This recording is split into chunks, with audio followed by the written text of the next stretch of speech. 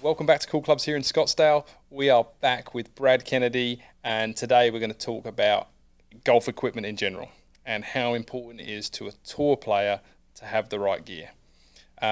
You're a Titleist staffer, or a Titleist Japan staffer, so you obviously have a constraint there, right? There's certain products that have got to be in the bag, but you still dial in within their range exactly what you want, and you're playing around with a lot of golf shafts. Yep. Can you give us some examples of maybe changes that you've made over the years or changes that you make during a season that would impact your ability to play the way you want? Yeah.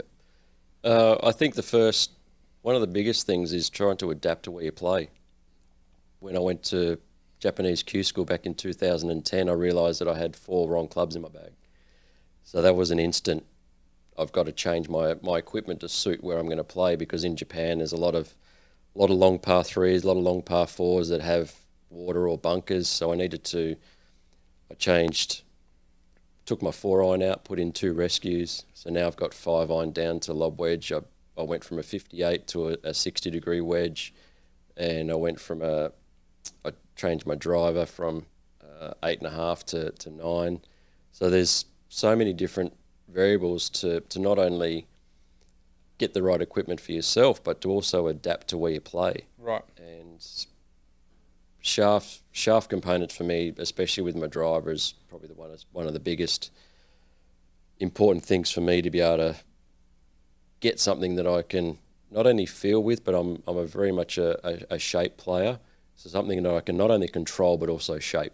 I think that's a really important thing.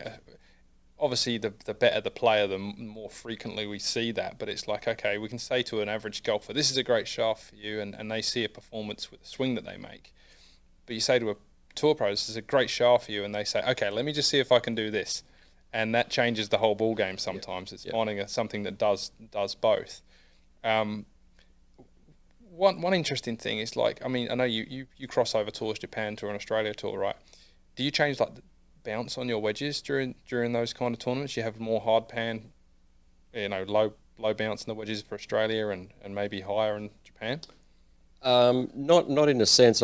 Pretty much, for me, I don't like to change too much. And the great thing about with Titleist is they only change every 2 years. So for me to actually make a change is a big deal for me. So I do spend a lot of time testing shafts to make sure that when I'm ready to, I guess, accept that shaft as a change, especially if the head's changed and the COE's changed, to be able to then put it in practice is really important, because it's all about performance for us.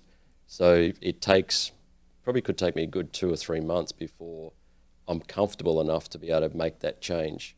Yeah. And So will you have it in the practice bag?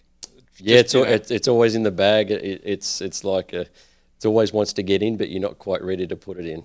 And you've just got to, I think the ability for me, especially with the drivers, to be able to hit a high draw. Okay. And that's when I know I've really got something that I can work with.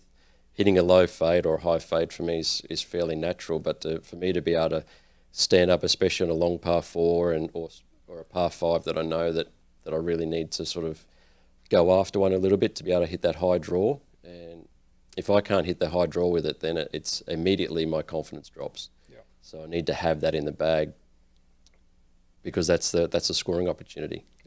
Yeah. And I don't want to speak out of turn here, but I know you're over in Scottsdale and you're doing some training, and you're going through an experience right now where you're gaining quite a dramatic amount of speed. And is your head in a place right now where you're thinking, okay, I'm going to need to adjust some equipment right now? Yeah, definitely. I with the speed, it definitely increased my ball speed but also spin. So I think now it's a little bit of work again to try and match the two to sort of get my spin down, or also my launch down, to be able to optimum.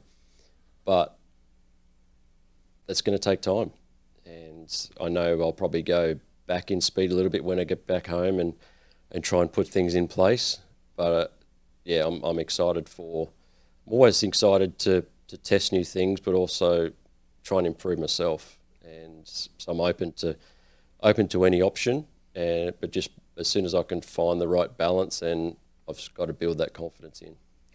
What do you think is more important in a general golf shaft? Are you really, I know we touched on it earlier, but are you really trying to think like hit it with your stock swing and see it go through a window that you like, or does the ability to move it the way that you want outweigh that?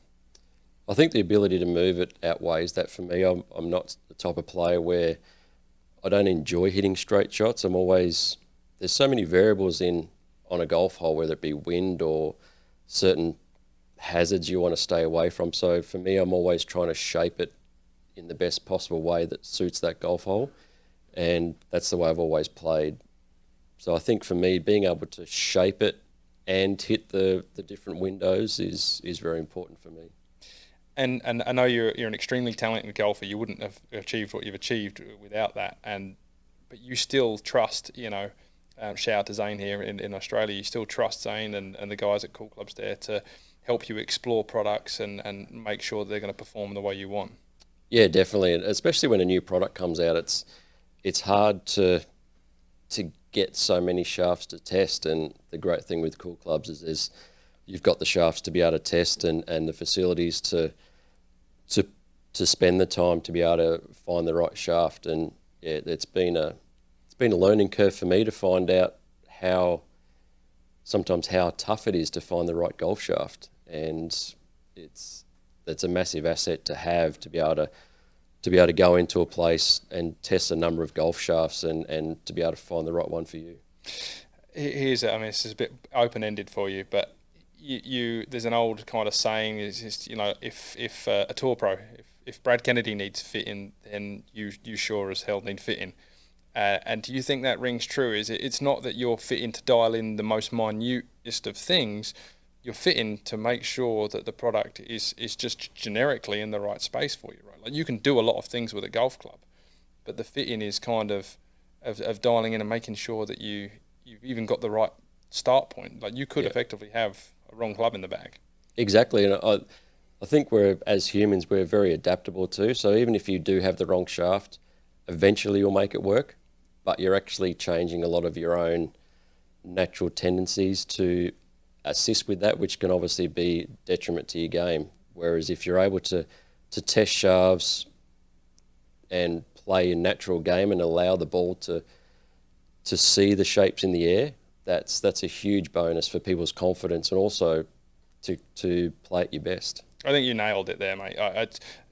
The understanding that golf equipment can have a negative effect on your technique is a huge thing. Once you get over that hurdle and you start using stuff that feels great and you don't have to make an awkward move to get the golf ball just in the air for the very raw beginner, it can really change your experience on the course. Yeah, definitely. Even I guess for tour players, it probably takes maybe 5 or 6 shots and we'll find a way to make it work. But that's not the right path you want to be going down. You want to be going down a path where your natural ability can come out and the shaft is just an asset for that. Yeah, I mean, it's a good tool in fitting. When I do fit better players, I don't let them hit it a bunch of times in a row. I'll let them hit it a couple of times and I'll snatch it away. Say, hey, try this one. Yeah. Even though it might have been looking good, it's just like, hey, let's just make sure that we're covering all boundaries and make sure that they're not cheating. Yeah. They're not deceiving me. Yeah. So, no, we'll find a way. Yeah. I do want to touch, like, what golf ball are you using right now? I've just switched to the 23 Pro V1X. Okay. Yeah. So a little more spin.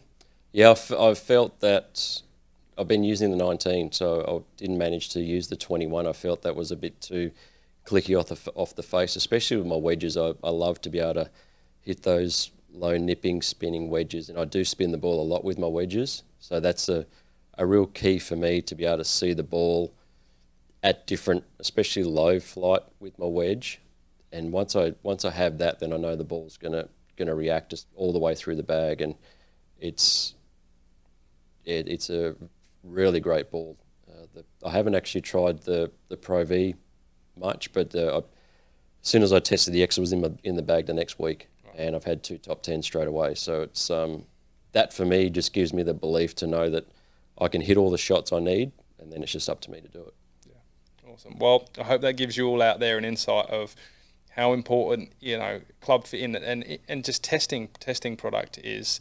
Brad's out there competing every week. He's winning out there, and he takes it deadly, deadly serious that he needs the right equipment in the bag to help him make the golf swing that he should be able to make. So get out there, get fit. It doesn't matter where you get fit, just get fit. And thank you, Brad. Really appreciate Cheers, your time, Jack. mate, so much. No problems. Cheers.